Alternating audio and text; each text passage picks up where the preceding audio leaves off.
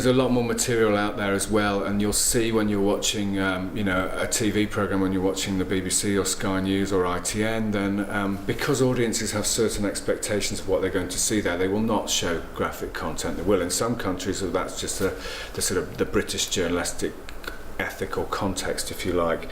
But I think that is an issue, and I think it is much more readily available. But also, people do look through this material, but there's also so much material out there now that it's not like everybody's going to see absolutely everything. But I think there are issues there which people need to consider. But there's no way you can't sort of censor a lot of the stuff that is out there. And to be honest with you, anyone who wants to see, for example, some of the horrific videos which ISIS makes, it's not too hard to find them. Yeah.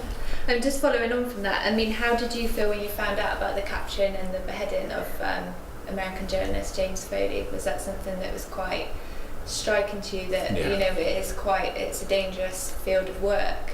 It's heartbreaking. I mean, that was an absolutely horrific case. I think, unfortunately, one thing which has changed in the last 20 years is that journalists themselves are much more targets, and people would date this to different departure points. I think possibly one of them is in Yugoslavia in the 1990s. Others would say it's in the wars which followed September the 11th.